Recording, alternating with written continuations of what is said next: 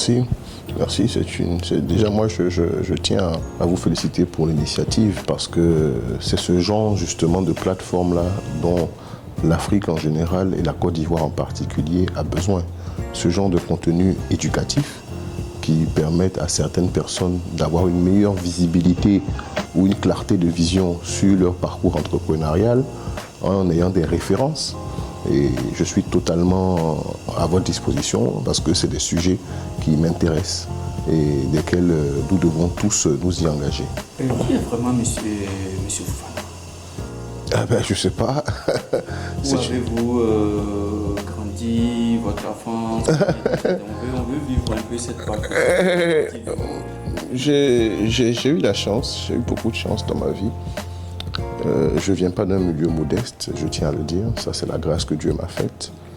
J'ai bénéficié d'une éducation hybride. Donc, sur le principe, je suis musulman. Et mon père est quelqu'un qui est un hybride culturel en ce sens qu'il a eu la chance de bénéficier de l'éducation traditionnelle. Et ensuite, il a eu à faire la France, les États-Unis.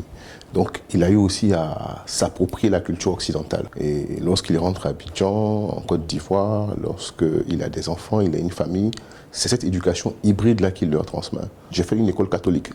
Voilà. Et d'ailleurs, tous les enfants de mon père ont fait une école catholique en ce sens que mon père voulait que ses enfants évoluent dans le monde réel, qui n'est pas un monde musulman, qui est un monde mixte, et qui est un monde où les valeurs, les traditions ont une valeur, j'ai envie de dire, prépondérante dans les décisions que nous devons faire pour ne pas se laisser aller dans tout ce qui est innovation ou courant du moment. Donc j'ai eu la chance d'avoir cette enfance-là. J'ai fait mes classes primaires dans une école privée de la place, qui existe toujours. Pareil pour le collège, mais au lycée. Je suis allé au lycée de garçons de Benjerville.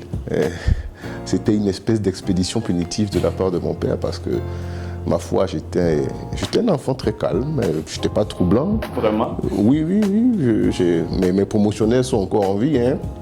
Ils pourront vous dire, j'ai toujours été quelqu'un d'assez timoré, quelqu'un d'assez introverti. Et c'est ce qui justement m'a permis d'entreprendre parce que, étant toujours dans mon coin, je m'adonnais plus facilement à des passions saines. Comme l'informatique, des choses qui ne requéraient pas d'être dans un environnement dynamique. Pour jouer au football au quartier, il faut que vous soyez 5 ou 10. Même pour être sur son ordinateur toute la journée, tu peux être seul.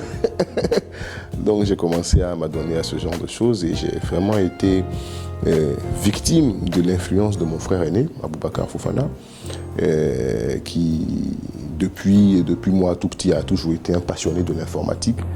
Donc étant à ses côtés, j'ai pu facilement apprendre un bon nombre de choses informatiques qui m'ont donné vraiment l'amour de la création.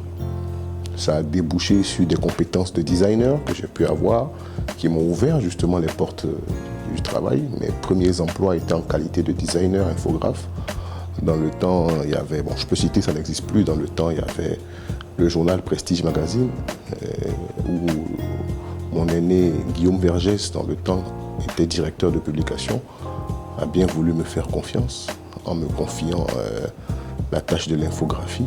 Et aussi, par la suite, j'ai eu la chance de rencontrer des mentors, des personnes vraiment qui se sont investies dans ma vie professionnelle.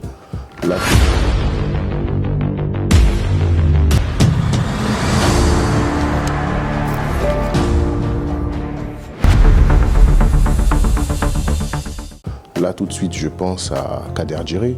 Ça a été vraiment un grand carrefour pour moi, qui m'a appris essentiellement la communication publicitaire, etc. Tu as Yves Zobo Junior aussi, qui m'a appris la communication institutionnelle. Enfin, tu as eu M. Lamine Gom. C'est lui-même qui est à la base, d'ailleurs, soit dit en passant. C'est lui qui est à la base de la création de mon entreprise. Lamine, qui est mon témoin de mariage, d'ailleurs, que je salue au passage, qui lui m'a dit, écoute, c'est bien beau d'avoir des connaissances, mais il faut les formaliser, il faut créer une entreprise, il faut avoir une vision. C'est lui, clairement. Vous l'avez même cité dans votre livre? Tout à fait, je l'ai même cité dans mon livre, effectivement. C'est vraiment quelqu'un à qui si certaines personnes pensent qu'elles me doivent de mon existence dans l'écosystème entrepreneurial, c'est à lui que ces personnes doivent dire merci, parce que c'est lui qui m'a poussé vraiment à entreprendre. de manière plus formelle et tout ça. Donc voilà, toutes ces différentes expériences-là m'ont permis de véritablement m'intégrer dans l'écosystème avec un profil de communicant. Parce que j'avais quand même eu, au niveau du développement du support, au niveau de les stratégies publicitaires, communication grand public, et aussi au niveau de la communication institutionnelle, et enfin au niveau de l'événementiel, de la logistique. Donc vraiment, ces trois grands mentors-là, c'est eux qui ont été à la base du façonnage, si je peux mettre l'expression, hein, ou de la façon dont j'ai développé mes capacités entrepreneuriales. Donc voilà. Mais il faut savoir que j'ai une formation de financier. Oui, j'ai une formation de financier en banque option assurance. Voilà, j'ai étudié les sciences économiques à l'université et j'ai fini un master de finance option banque. Ouais. Bon à savoir. Si je pouvais commencer, quels ont été les moments les plus difficiles pour vous en tant que jeune entrepreneur?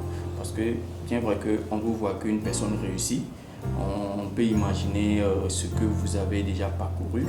On veut d'abord avoir cet élément. Les difficultés que j'ai pu traverser en tant que jeune entrepreneur, je définis par jeune entrepreneur d'abord celui qui a une entreprise. D'abord. Pas celui qui a une idée, celui qui a un projet, non. Celui qui est entrepreneur, c'est qu'il a d'abord une entreprise. Une entreprise bien constituée. Bien, d'abord, c'est là. Pour moi, c'est là que le mot prend tout son sens. Sinon, avant ça, vous êtes un porteur de projet ou ce que vous voulez.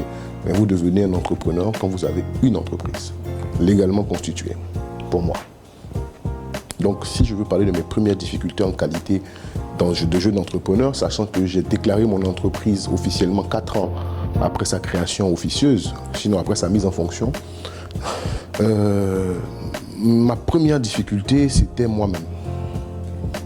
C'était moi-même en ce sens que je n'avais pas une bonne notion de gestion des ressources humaines et des ressources financières. Vous savez, quand on devient chef d'entreprise, tout de suite, le mot chef nous monte à la tête. Quand on a un peu de fonds, on commence par prendre un grand bureau, on va aménager, on va prendre du personnel. Bon, vous arrivez à tenir sur 6 mois, maximum 1 an. Mais si vous ne vous concentrez pas sur l'essentiel qui est l'optimisation de vos ressources, la performance de vos produits et services, tout de suite, vous voyez que votre tableau financier commence à piquer vers le bas. Donc, vous n'avez plus assez de ressources pour faire face à vos engagements mensuels. Et ça m'est très vite arrivé.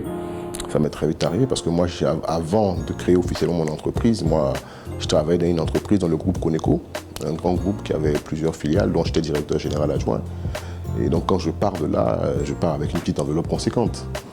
Et c'est tout ça qui m'induit en erreur, parce que cette enveloppe-là, elle a servi à épurer des charges, mais pas à créer de la valeur ajoutée véritable. Et donc, si je veux répondre à votre question, c'est ça qui a été mon premier problème. Ma gestion des ressources financières, ma gestion des ressources humaines, donc le management. Vous avez dit que vous êtes fait formation académique dans la finance. Dans la finance. La théorie et la pratique, c'est deux choses différentes. C'est-à-dire? Vous avez fait la science économique et vous avez été directeur d'une entreprise.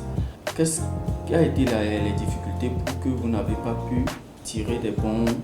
Alors, si je vois bien où tu veux en ça arrive à beaucoup de personnes. Bon, moi, personnellement, je vais vous dire vrai, j'ai toujours eu la fibre entrepreneuriale. Okay. J'ai toujours voulu entreprendre, j'ai toujours aimé les challenges, j'ai toujours aimé la création.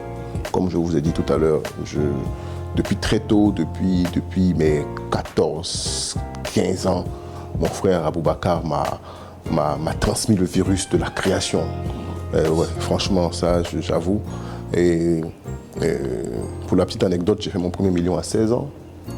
Oui, mais je n'avais pas volé, hein. J'avais juste conçu un site internet pour un client. Je lui ai fait revendu et ainsi de suite. Bref, donc je veux dire, j'ai toujours aimé la création. J'ai toujours aimé la création. Donc, honnêtement, pour être franc avec vous, c'est quelque chose que j'ai peut-être jamais dit, mais moi j'ai fait mes études à cause de mon père. Franchement,